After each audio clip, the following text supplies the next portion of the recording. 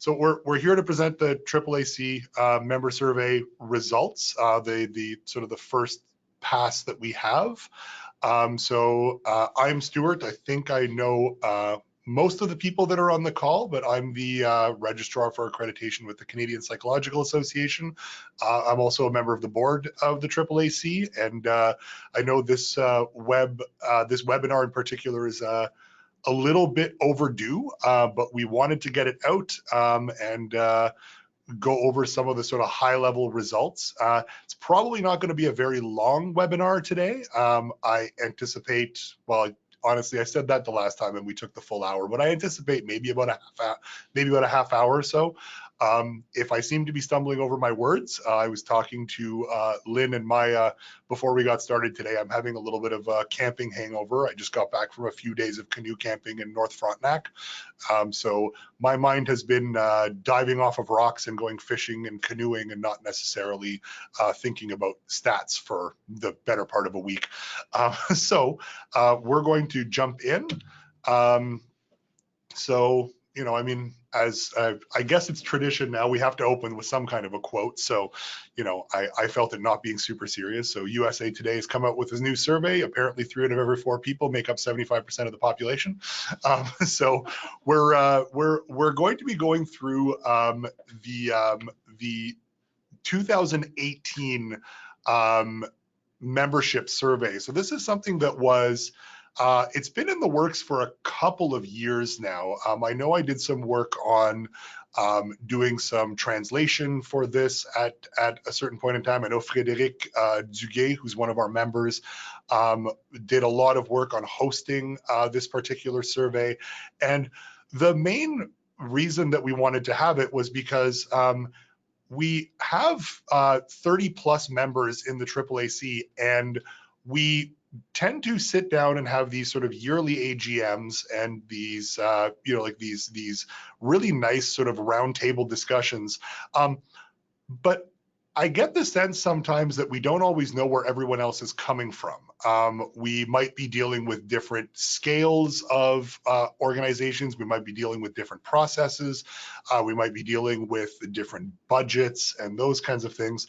And so the idea was spawned to kind of have this survey that we would update on a yearly basis, hopefully around the same time as we're sending out the membership invoices and those kinds of things, to really get a pulse of what our membership, who our membership are, what we do, what our processes are. This is by no means a perfect survey. This is something that we're probably going to be continuously developing. But it is really nice to sort of get a little bit of a maybe a succinct view of who our members are and what kind of what kind of processes, what kind of issues they might be dealing with. So one of the things that I'm going to be harping on a little bit today is the fact that the survey analysis that I did is only based on a subset of our membership. It is really, really important given the fact that, like I said, I think we have 32 members. So getting a 100% response rate out of 32 members is hopefully not going to be very difficult. You're certainly going to hear me preaching that today. But I think it is really important that members not only take the time to do the survey, but also, if you have any feedback about the survey, being able to send it to us at the board. There's going to be some contact information, or there was some contact information included in the email reminders for the webinar today. But if there's anything that you would like added to the survey, even if it's just a general question of like something like, you know, what kind of things are you having challenges with? Or maybe there's some other aspect of your organization or some other aspect of accreditation that you don't feel is necessarily very well captured by these surveys. We would love to hear about it because we really want to get a sense of what makes our particular group tick, and maybe how can we actually potentially join forces or learn from one another, or like use this data to kind of shape some of the conversations that we're having. So that's going to be my broken record speech for the day. You're going to hear me say it at least 2 more times by my notes and possibly more after that. But that's where I really wanted to start today. So as I mentioned, we got 19 out of 31 members that responded to the survey, and I think that one of those members, because they represent, or there was one organization that was represented twice, I assume because they have parallel accreditation processes.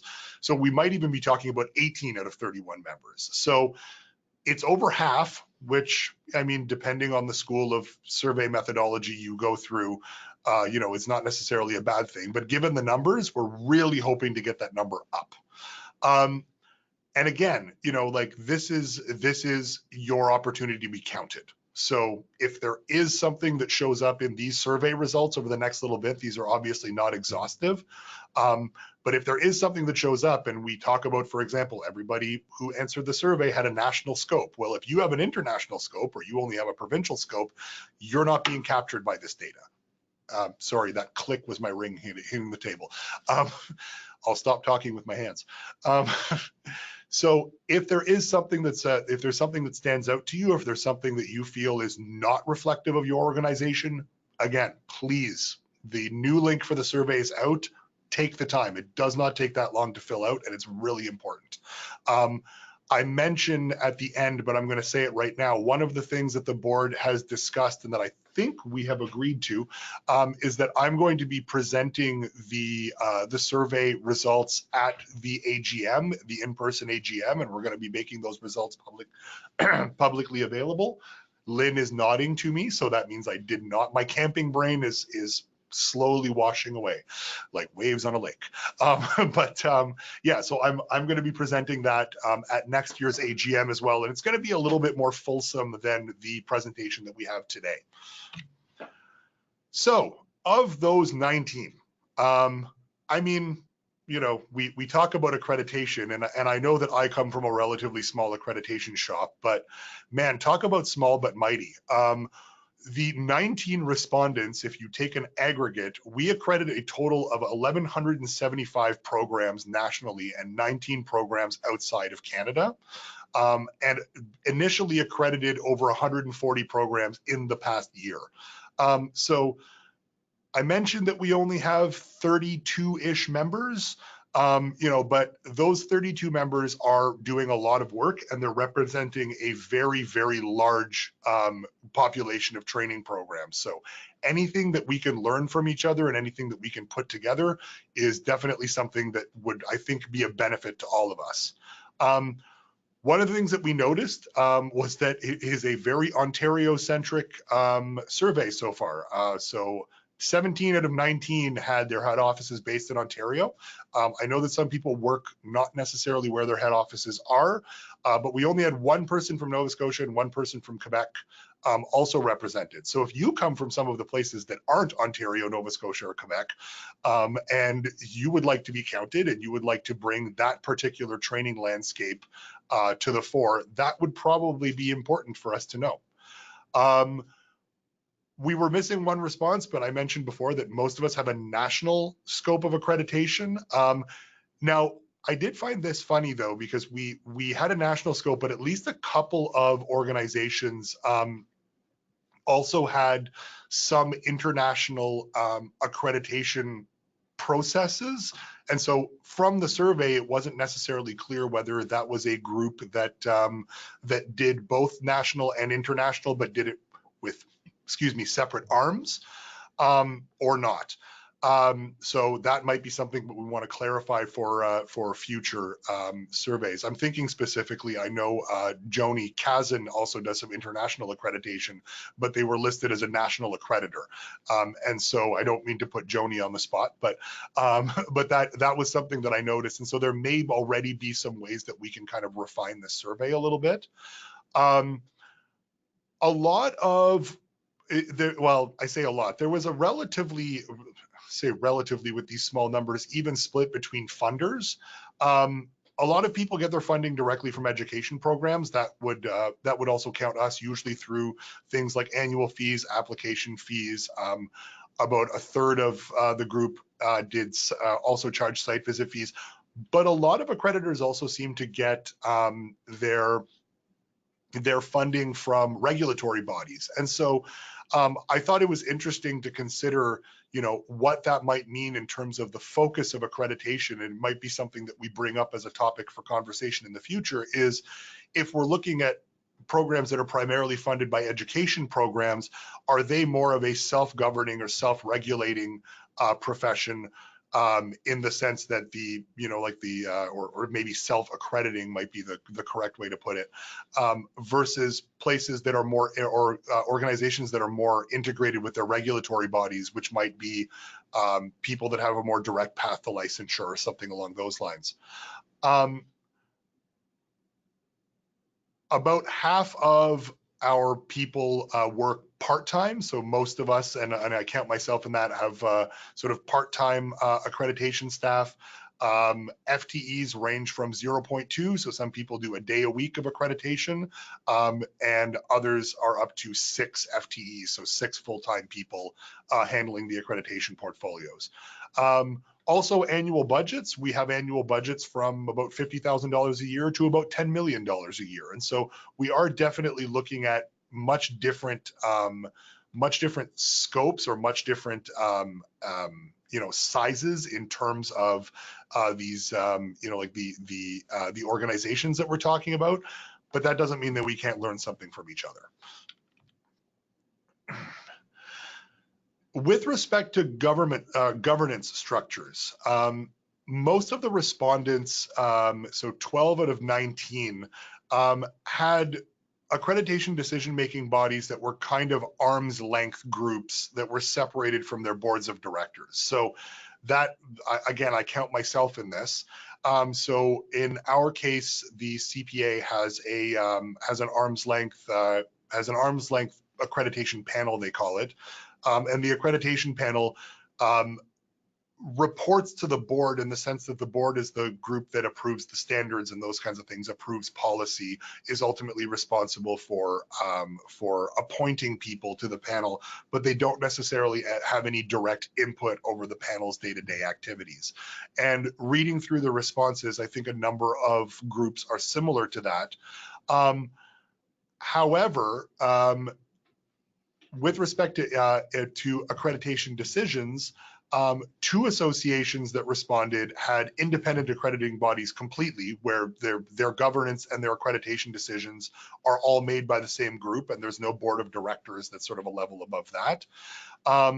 And 2 of them, 2 other associations, made accreditation recommendations to their boards, but ultimately the boards were the ones that were responsible for the accreditation recommendations to the boards, but the board was ultimately responsible for signing off on those things. Whereas the others, the vast majority are the accreditation decision-making body can make their own decisions, and the board, although in theory can override those things, it's not a normal process, or it's not a typical process.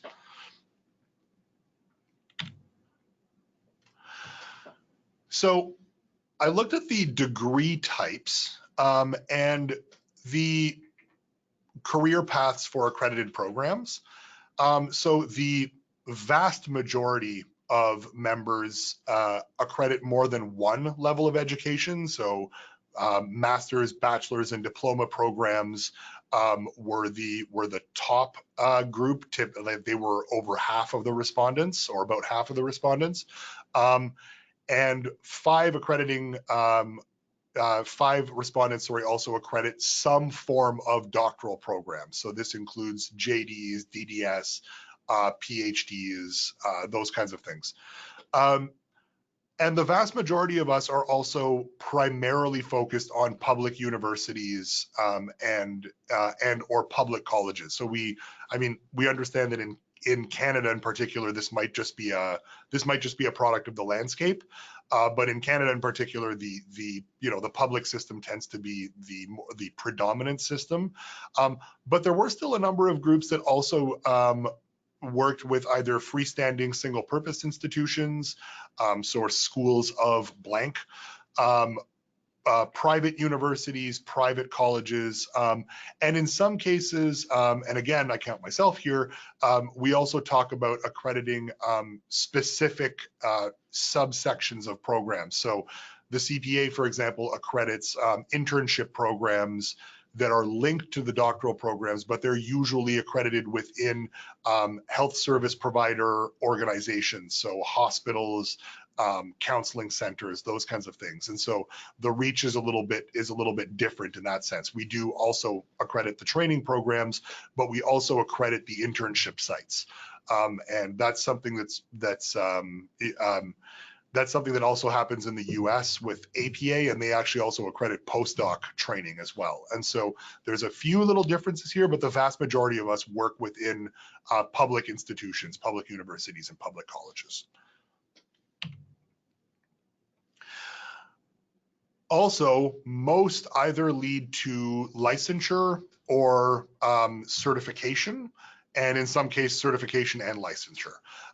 So I put a note here that it's not everyone, but the vast majority of the people that responded here are representing what we might consider sort of professional programs in some respect, like a program that leads to a specific certification or a specific license that lets you do a particular job.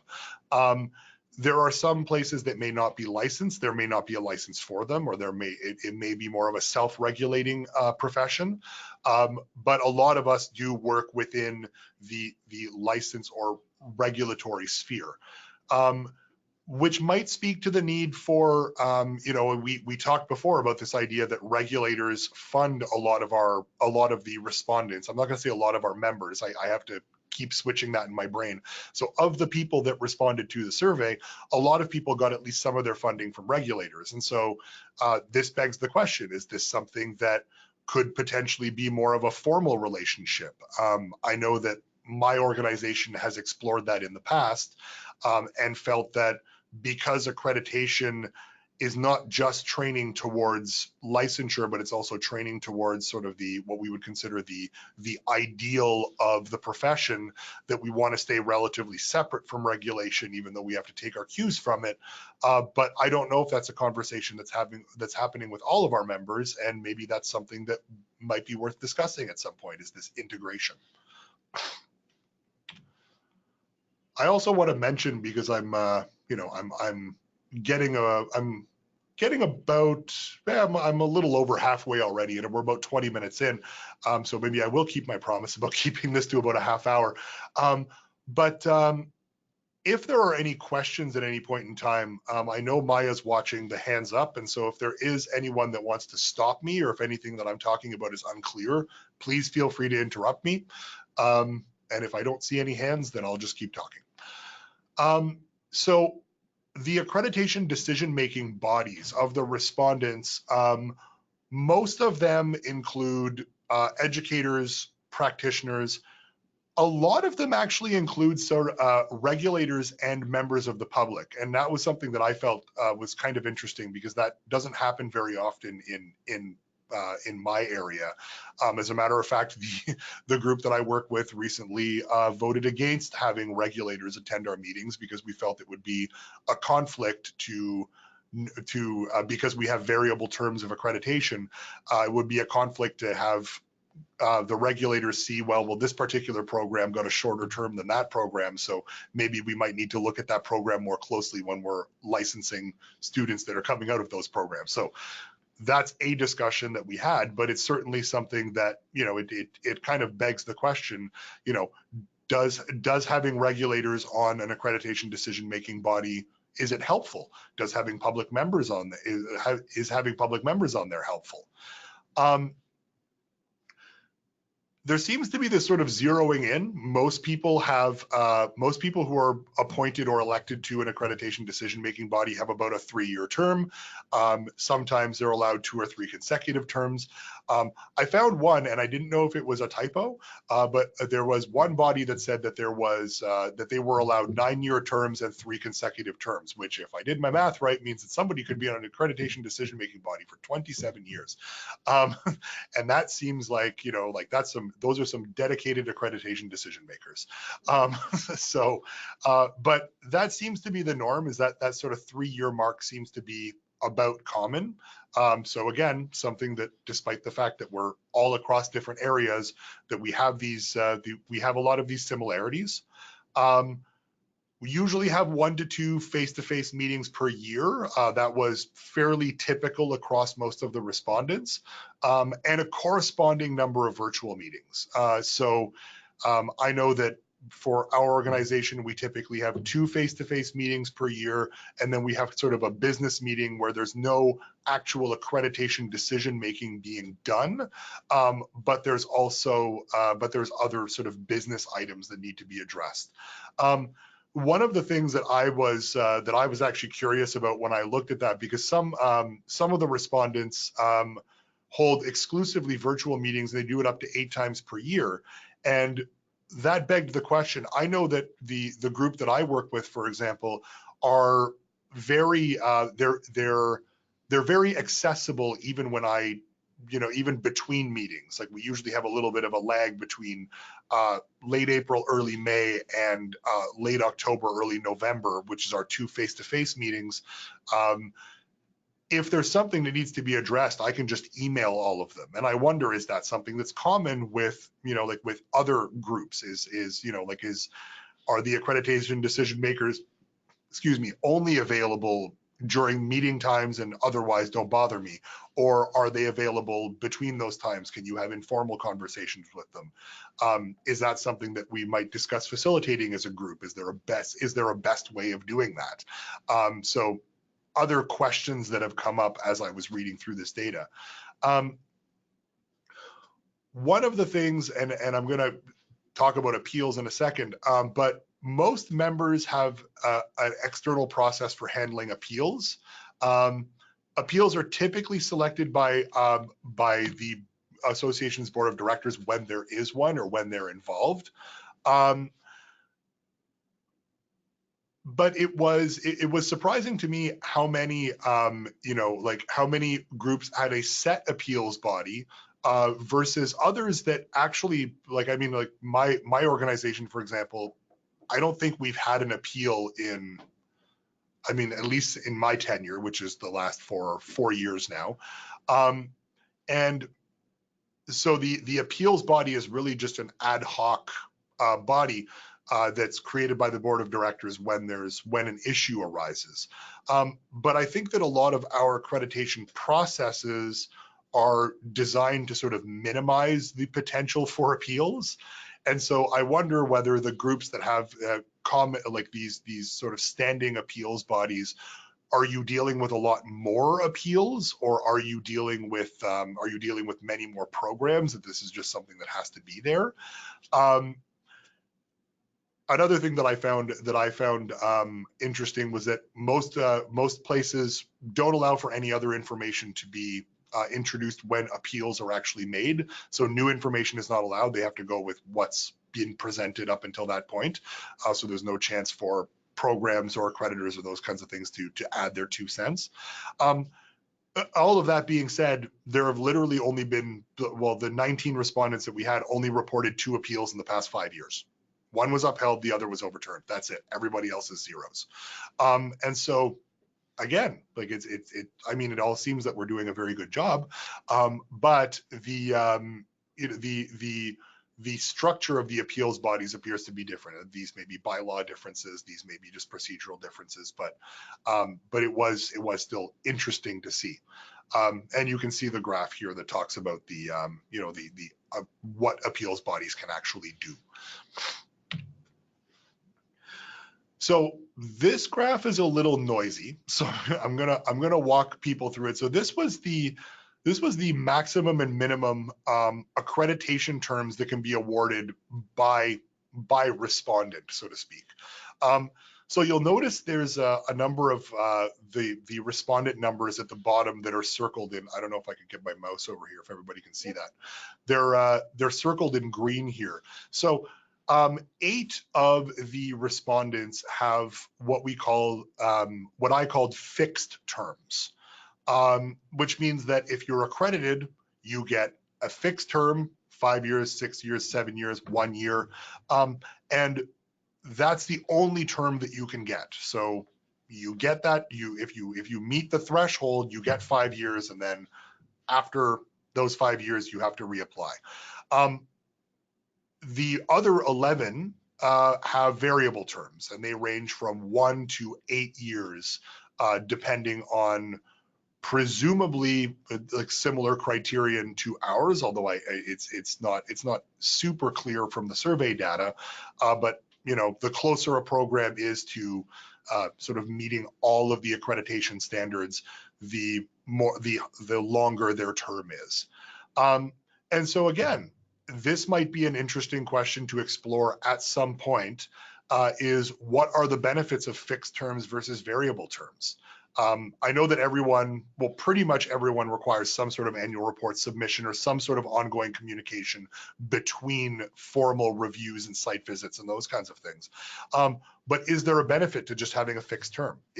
Are there benefits to having variable terms? Is it just a case of, you know, we have so many programs and we want to be able to predict when they're coming up, and so we're just going to slot them in, and that's when they're accredited for? Or do we want to be able to, be a little bit more hands-off with the established programs that are doing really well, and be a little bit more hands-on or a little bit, closer to the programs that seem like they might need to check in sooner rather than later. Again, that's the philosophy that we go with in my organization, but it might be something that we could explore more, when we're discussing these survey results or the more fulsome survey results at the next AGM. So all but 2 of the respondents required some form of site visit during the accreditation process. So of those 17, 5 routinely had actually accreditation staff participation, and 3 of them required it. All of them provided site visitor training in some form, usually online learning, print materials, teleconference. There's a handful of us, and I count myself in there, that still do face-to-face site visitor training, because we tend to do role plays and those kinds of things. But it might be curious to know, like, how effective is the online learning or the print material training versus those of us who do face-to-face versus those of us who might have a hybrid approach? And would there be some benefit to sort of discussing like the pros and cons of each of those? In most cases, educators are the common type of person. The 16 out of the 17 people that have site visits had educators.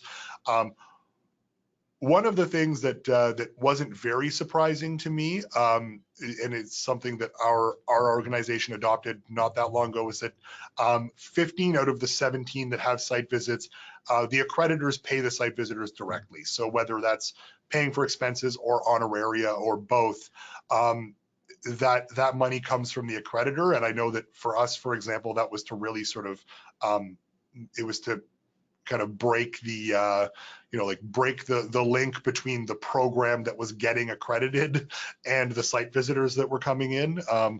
I've heard, like, not necessarily from our programs, but I mean, I've heard horror stories from predecessors of mine that talked about other organizations that they had spoken to about setting this process up, and site visitors being put up at the Ritz, and being brought out for five-star or 3 Michelin star dinners, like a couple of times over the course of the site visit. And there was really a sense that process had to be separated a little bit.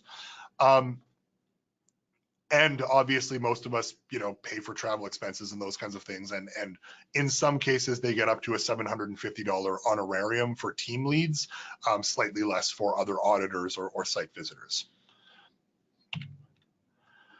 Okay, so we're rounding the corner. I've only got a few slides left here, so we're doing well for time.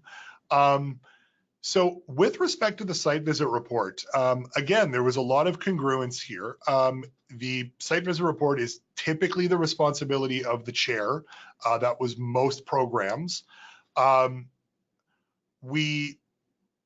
accreditation office, and this seemed to be the case for a lot of people, usually don't make more than non-substantive changes. And so, again, drawing from personal experience, if I'm looking over a site visit report, I'm checking for grammar, I'm checking for formatting, I'm checking for those kinds of things, but I'm not trying to censor the report too much.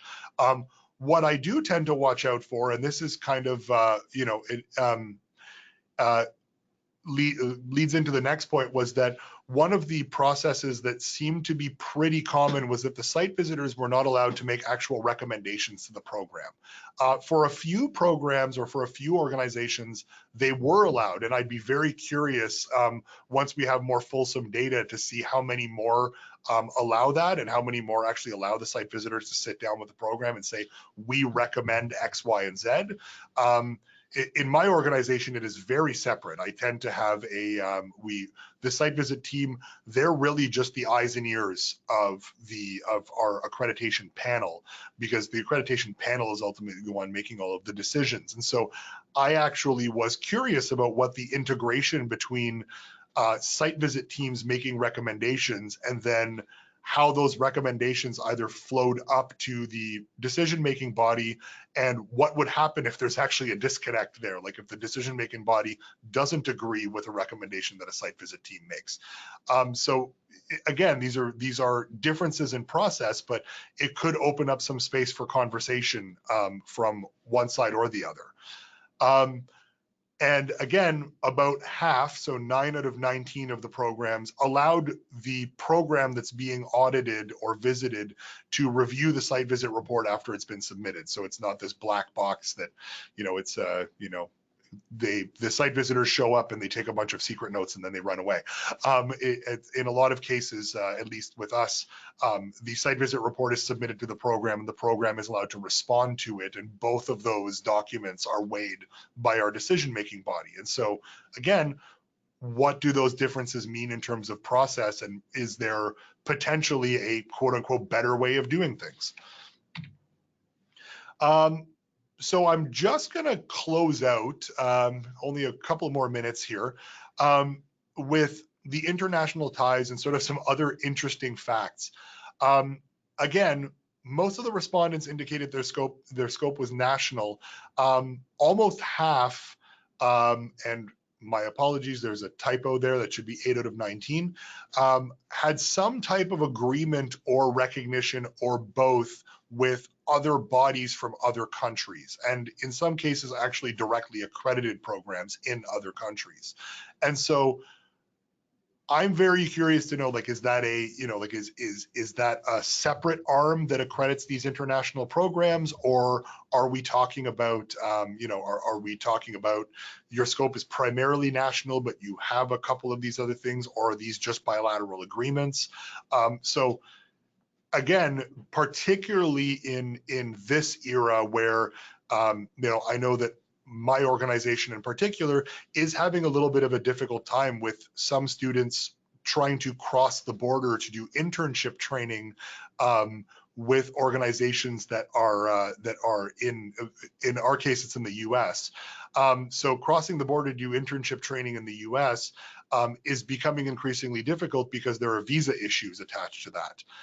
And I would be very curious to know if other organizations that have these bilateral agreements or have these recognition or reciprocity agreements, do you have segments of training that go back and forth, and do you run into the same visa issues that we might run into? Because that would be something completely selfishly that I would like to pick some people's brains about, because we're having a real hard time with it. Another thing that was very interesting is that almost all, so 15 out of the 19 respondents, indicated that at least some of their programs were offered partially, at least, through distance learning. So 368 programs had either all or some components were offered through distance ed.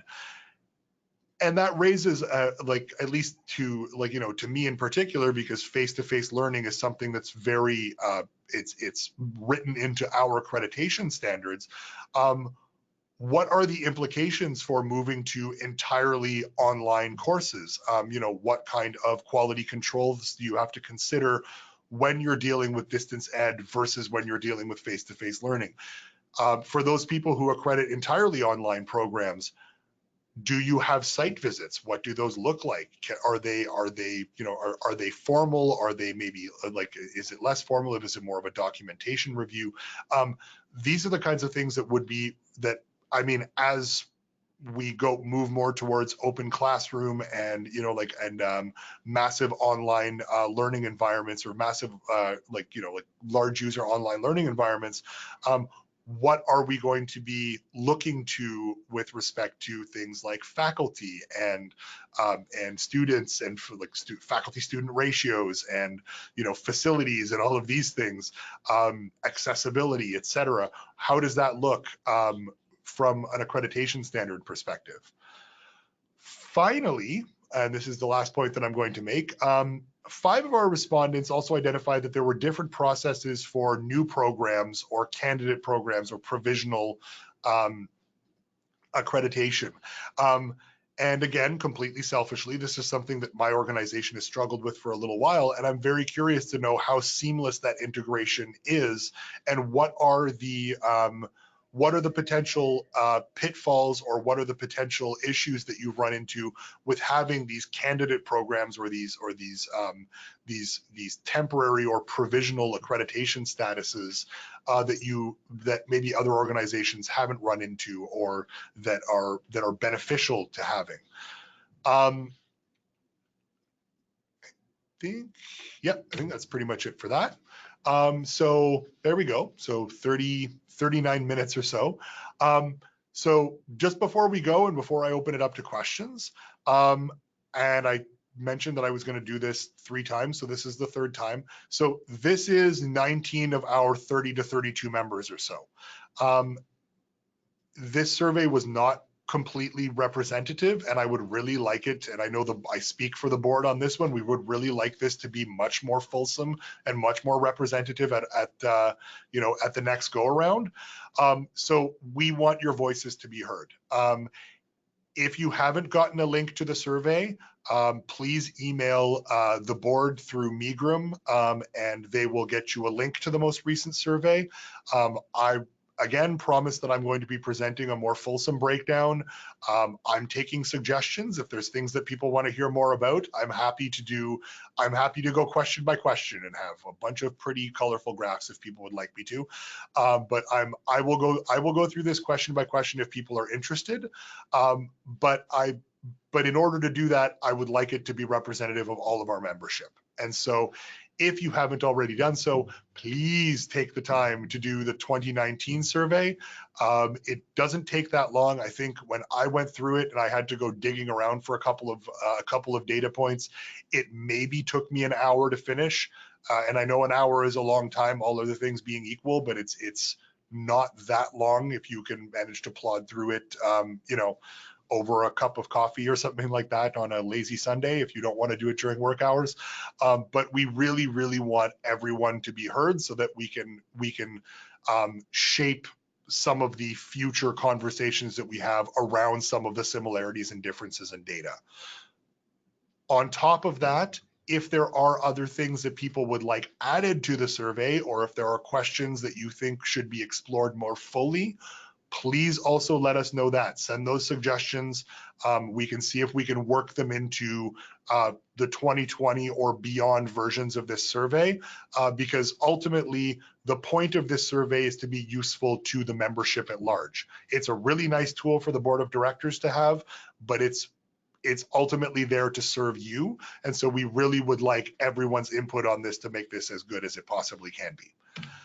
And I thank you very much for bearing with me for the last 42 minutes, and I will open it up to questions.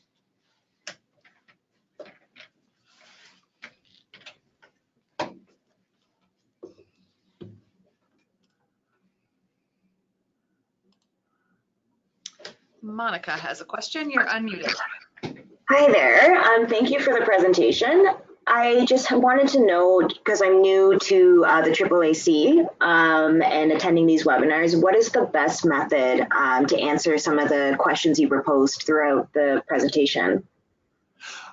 So in all honesty, I think that if we're talking about discussion questions, those we can add to the, if there's some in particular that you felt would be interesting, we can add those to the roundtable discussions that we usually have during the AGM. We usually have a couple of professional development sort of roundtable sessions. So emailing them directly to Megrim, attention AAAC Board of Directors, and we will get them and we'll discuss them during the board meetings and potentially slate them during the actual AGM. Okay, perfect. Thank you so much. And Deborah, you're unmuted. You've got your hand up. Great, thanks. Can you hear me? I can hear you. Okay, great. I just wanted to thank you, Stuart, for your work on this and for giving us this presentation. It was really clear and I found it really interesting. I did want to say, though, that the people who have already completed the survey, and there are the number that you had mentioned, we're going to be wanting them to go back in and update it, and we'll probably ask people to do that when we send out the fees for 2020. Thanks for reminding me, Deb. I had forgotten about that. But yes, that's a very good point. For those people who I think we were able to, I think Frédéric was able to make it a sort of a persistent survey. And so you should be able to just go in and change answers, although I'm going to double check on that and maybe we'll get an email sent out to the membership. Yeah, we're going to be talking to Frédéric about how updating can happen. And those instructions will go out then later, well, at the end of this year. Awesome, thank you.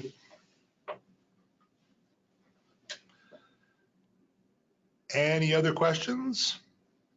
If there's anybody in the chat that has a question, maybe? Nope. Okay, well, if there are no other questions, thank you all for your attendance. I promised it would be shorter than last time, and I'm going to keep my promise. So I'm looking forward to seeing all of you at the next AGM, and hopefully with some complete survey data that I can, talk your ears off about for a little bit then. Thanks a lot, everyone.